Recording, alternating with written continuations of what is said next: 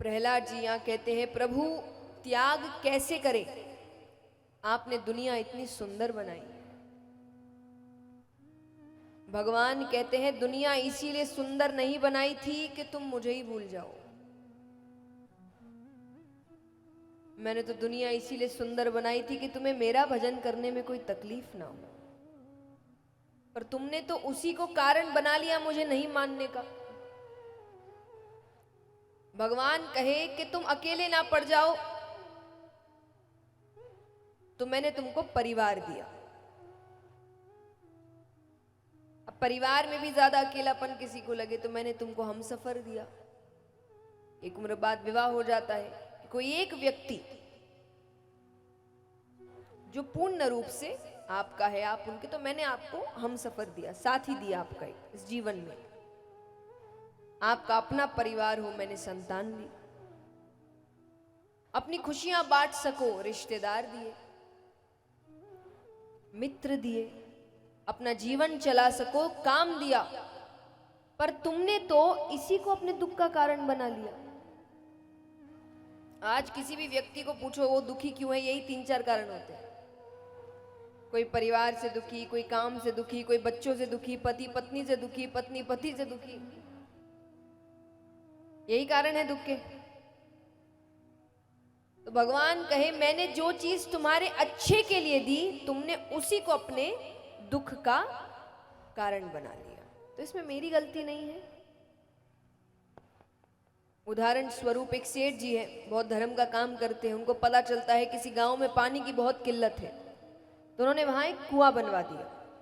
अच्छा किया, सब गांव वालों को बहुत आसानी हो गई। अब कुछ दिन बाद उसी कुएं के पास कुछ बच्चे खेल रहे हैं। उसमें से एक बच्ची का पैर फिसलता है, वो कुएं में गिर जाती है, मृत्यु हो गई उसकी। अब उस बच्ची के पिता कहे सेठ जी की वजह से मेरी बच्ची मरी, ना तो ये कुआं बनवाते ना बच्चे इसमें गिरते। तो सेठ जी ने कुआं इसीलिए बनवाया था कि बच्चे आए गिर जाए। हमारी गलती है, हमने बच्चों को कुएं के पास जाने दिया। तो ये संसार एक कुएं की तरह है। कुएं से पानी कैसे निकालते हैं बताओ? अंदर जाके रस्सी बांध के, रस्सी पे बाल्टी लगा के, बाहर खड़े रहकर बाल्टी से पानी खींचते हैं। तो संसार कुएं की तरह है। बाहर खड़े रहकर अपनी जरूरत की चीजें निकालते रहो। ज्यादा अंदर जाने की कोशिश करोगे डूब जाओगे, फिर बाहर आना मुश्किल है। तो भगवान यहां प्रहलाद जी को समझा रहे हैं। प्रहलाद जी कहे पर ये मुमकिन कैसे हो?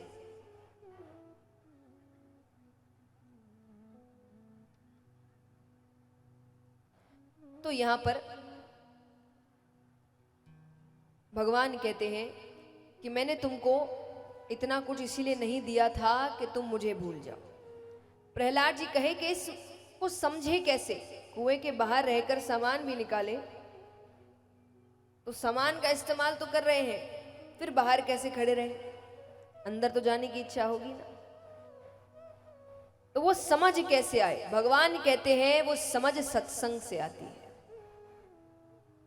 जितनी मर्यादा तुम दुनिया में रखते हो, दुनिया के कार्यों में रखते हो, उतनी मर्यादा तुम सत्संग में क्यों नहीं रखते? लेकिन व्यक्ति जब भगवान को छोड़ देता है ना, तभी भटक जाता है। भगवान को साथ लेकर कार्य करो तो आप सांसारिक काम कितने भी कर लीजिए, गृहस्थ में रहिए, व्यक्ति भटकेगा नहीं, वो धन भी कमाएगा। मैं हमेशा कहती हूं कि मैं कभी कथाओं में ये नहीं कहती कि धन मत कमाओ, कि संसार में मत रहो, ये मोह माया है, सब कुछ छोड़ दो। मैंने नहीं छोड़ा, आपको क्या कहूं? तो मैं ये नहीं कहती। अगर गृहस्थ चुना है तो काम करो, मेहनत करो, धन कमाओ, परिवार को एक अच्छा जीवन दो, पर भगवान को साथ में रखकर, तब व्यक्ति भटकता नहीं है। गृहस्थ चुना है तो ढंग से जिएंगे ना गृहस्थ को, नहीं तो वैराग्य चुनते। बीच में रहने का क्या मतलब है कि ना यहाँ के रहे ना वहां के। तो जो गृहस्थ चुना है तो ठीक से काम करिए, मेहनत करिए, जीवन अच्छे से जिए, अपने बच्चों को अच्छा जीवन दीजिए, अपने परिवार को अच्छा जीवन दीजिए, लेकिन भगवान को साथ में रखकर।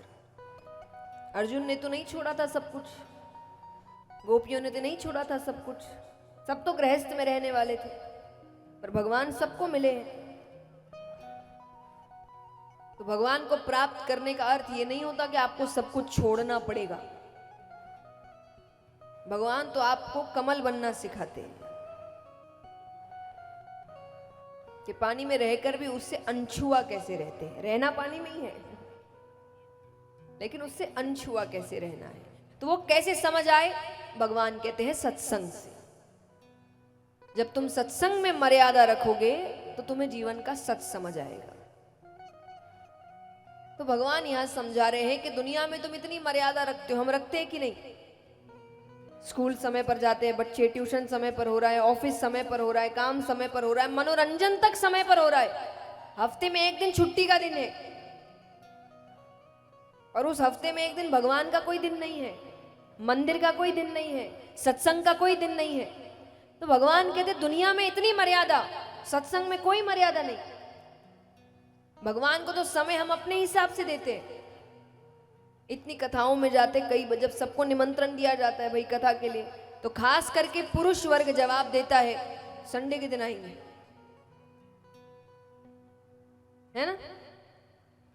अच्छा, संडे के दिन क्यों? छुट्टी का दिन है। इसी व्यक्ति को जब उसके जीवन में कोई संकट आए ना, तो भगवान आधी रात में भी एक पैर पर खड़ा चाहिए।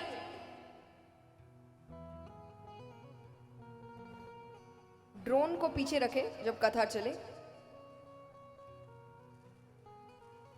तो आधी रात में भी उसको भगवान एक पैर पर खड़ा चाहिए। और भगवान को समय देने के समय ये अपना समय देखता है, कब छुट्टी है, कब खाली है, कब काम नहीं है। मान लीजिए किसी दिन कोई संकट आया और आप कहेंगे हे भगवान मेरी रक्षा करो, भगवान कहेंगे संडे के दिन आना। कैसा लगेगा आपको? बुरा लगेगा? उनको कैसा लगता होगा? कितना स्वार्थी है,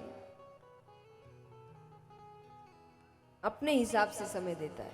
खुद को काम होगा तो कितना भगवान भगवान करता रहता है, और खुद को काम नहीं तो उनको कैसा लगता होगा ये देखकर?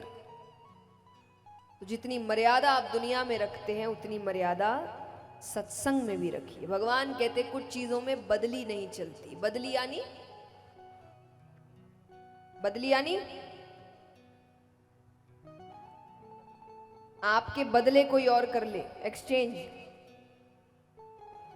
तो कुछ महत्वपूर्ण चीजें हैं जिसमें बदली नहीं चलती, जैसे भोजन।